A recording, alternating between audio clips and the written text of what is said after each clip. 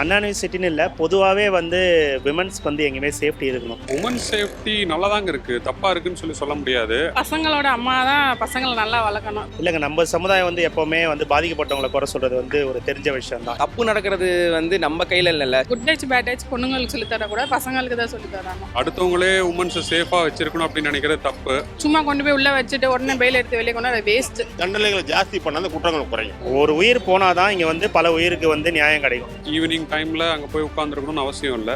அப்போ யாராவது வந்து அதை தப்பாக யூஸ் பண்ணிக்க தான் ட்ரை பண்ணுவாங்க. எல்லா பசங்களையும் தப்புன்னு சொல்ல முடியாது. இஃப் ஷீ இஸ் வில்லிங்னா there is no mistake in that.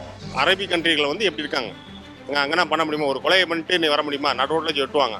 கொடுக்குற தண்டனை வந்து இன்னொரு வாட்டி அந்த தப்பை யாரும் செய்யக்கூடாதுன்ற மாதிரி இருக்கணும் அந்த தண்டனை. கண்டிப்பாக வந்து பொண்ணுங்க மேலே கை வச்சா அவனை வந்து கொண்டுட்டாங்க. பகலாக இருந்தாலும் சரி, அது நைட்டாக இருந்தாலும் சரி, பெண்ணுக்கு பாதுகாப்பு இல்லைன்றது மட்டும்தான் தெரியும்.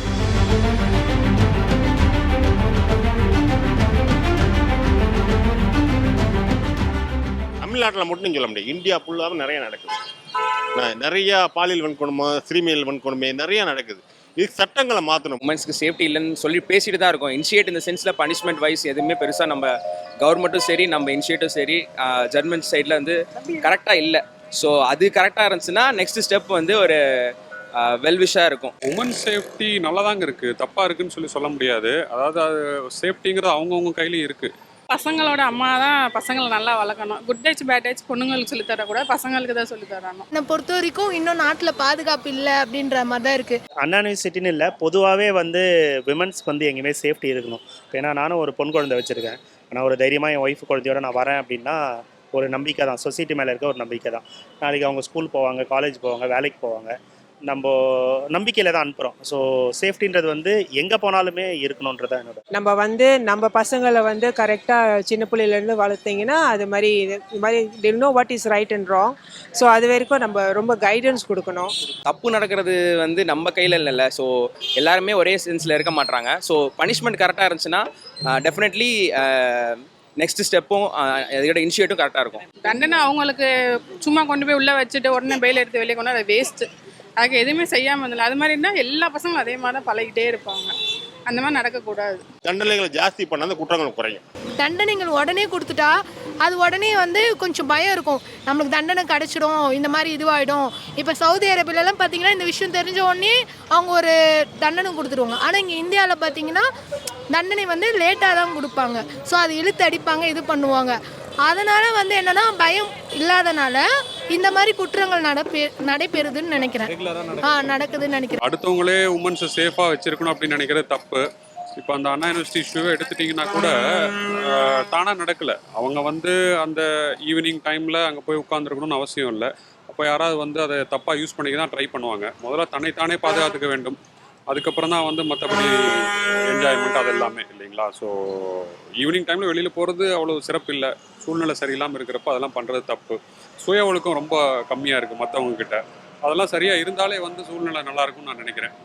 மற்றபடி சேஃப்டி மற்ற இடத்த விட ரொம்ப நல்லாவே இருக்குங்க. நம்ம கிட்டையும் அதோட பாதுகாப்பு சொந்த பாதுகாப்பு சொந்த மக்கள்கிட்டையும் இருக்குது. இல்லைங்க, நம்ம சமுதாயம் வந்து எப்போவுமே வந்து பாதிக்கப்பட்டவங்களை குறை சொல்கிறது வந்து ஒரு தெரிஞ்ச விஷயம் தான். இதுலேருந்து நம்ம பொள்ளாச்சி கேஸ்லேருந்து, நம்ம இதில் உத்தரப்பிரதேஷ்லேருந்து, காஷ்மீர்லேருந்து எல்லாமே நம்ம பார்த்துட்டு தான் இருக்கோம். யார் ஒருத்தங்க இங்கே பாதிக்கப்படுறாங்களோ ஈஸியாக அவங்கள கை காட்டு போயிடுவாங்க. அது வந்து நம்ம சமுதாயத்தில் ஒரு பழக்கப்பட்ட இதுதான். இது என்னென்னு உண்மை என்னன்னு தெரிஞ்சு யார் தப்பு பண்ணாங்களோ அவங்களுக்கு கண்டிப்பாக தண்டனை தரணும். I won't say that the whole faulty is around the woman. It can never be the fault of a woman. But I think it's how we perceive the individual and the woman. நம்ம எப்படி பார்க்குறோம் அது மாதிரி. At the end of the day, everybody is our sister and mother, right? So therefore, from that viewpoint, it's very sad to know that the person was raped and then eventually going through trauma. Yeah, so that's my opinion. Safety பசங்கள் எல்லா பசங்களையும் தப்புன்னு சொல்ல முடியாது. Safety boy friend girl ஃப்ரெண்டோட boy friend வச்சுக்கிற பசங்கள் பொண்ணுங்களும் இருக்காங்க. இருந்தாலும் ஒன்று ரெண்டு நடக்க தான் செய்யுது. இஃப் ஷீ இஸ் வில்லிங்னா there is no mistake in that. So அதுதான் நான் சொல்ல வருது. ஸோ அந்த விஷயத்தில் இன்னொருத்த போய் ஒருத்தன் ஃபோர்ஸ் பண்ணி ஃபோக்கஸாக ஒருத்தன் உள்ளே போகிறான்னா அந்த விஷயம் தப்பு தான் டெஃபினெட்லி. ஸோ அது வந்து ஒருத்தன் வந்து லூப் லைனாக இதை யூஸ் பண்ணி அந்த விஷயத்தில் உள்ளே போகிறது டெஃபினெட்லி ராங். அரபிக் கண்ட்ரிகளில் வந்து எப்படி இருக்காங்க, அங்கேனா பண்ண முடியுமா? ஒரு கொலையை பண்ணிட்டு நீ வர முடியுமா? நடுரோட்டில் வெட்டுவாங்க. கொடுக்குற தண்டனை வந்து இன்னொரு வாட்டி அந்த தப்பை யாரும் செய்யக்கூடாதுன்ற மாதிரி இருக்கணும் அந்த தண்டனை. கண்டிப்பாக வந்து பொண்ணுங்க மேலே கை வச்சா அவனை வந்து கொண்டுட்டாங்க. அப்போ தான் வந்து அதை தீர விசாரிச்சு தெரியாமலாம் இல்லை, ஒரு உயிர் போனால் தான் இங்கே வந்து பல உயிருக்கு வந்து நியாயம் கிடைக்கும்.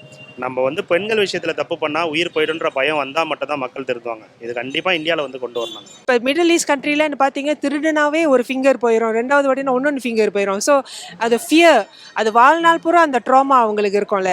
ஸோ அப்படியா exactly. So they won't do any thing. மற்றவங்க பார்த்து கூட கற்றுக்கலாம்ல. So that's my honest opinion. சட்டம் ஸ்ட்ராங்காக இருக்கணும், அது கரெக்டாக இருந்தாலே பிரச்சனை இல்லை. மகாராஷ்டிராவில் பார்த்தீங்கன்னா எல்லாரும் அந்த ஸ்டேட் தான் நினைக்கிறேன். ஒரு நேற்று தான் ஒரு ரீல்ஸில் பார்த்தேன், ஒரு 10 பேருக்கு மேலே நிறைய பேர் அங்கே இருக்காங்க. ஆனால் அப்படியே ஒரு 10th ஸ்டூடெண்ட்டை வந்து காரில் தூக்கி போட்டு கூப்பிட்டு போகிறாங்க. அப்படியே அந்த பொண்ணை போய் கிட்னாப் பண்ணி இது பண்ணியிருக்காங்க. ஸோ பகலாக இருந்தாலும் சரி, அது நைட்டாக இருந்தாலும் சரி, பெண்ணுக்கு பாதுகாப்பு இல்லைன்றது மட்டும்தான் தெரியுது. இதுக்கு வந்து ஒரு நல்ல சட்டத்தை வந்து பெண்களுக்கு அநீதி நடப்பிடுது இல்லை, அதுலேருந்து நம்மளை இது பண்ணோன்னா நம்ம இந்திய சட்ட அமைப்பை வந்து அவங்க மாற்றி அமைக்கணும்னு நினைக்கிறேன். இது மாதிரி ஒவ்வொரு இன்சிடென்ட்டும் நம்ம பேசிட்டு தான் இருக்கோம், நடந்துட்டு தான் இருக்குது. இது மாதிரி நம்ம வந்து நெக்ஸ்ட் ஸ்டெப்புக்கு போயிட்டு தான் இருக்கோம். ஸோ இன்னைக்கு இன்னைக்கு இது நடக்கும், 2 நாள் கழிச்சு இன்னொன்று புதுசாக நடக்கும், அதை பற்றி பேச ஆரம்பிச்சிருவோம். இந்த ஸ்டெப்புக்கு எதுவுமே ஒரு ஃபுல் ஸ்டாப்ன்றது எங்கேயுமே வைக்கப்படல. ஸோ பனிஷ்மெண்ட்ன்றது கடுமையாக இருந்தால் தான் இதை நிறுத்த முடியும்.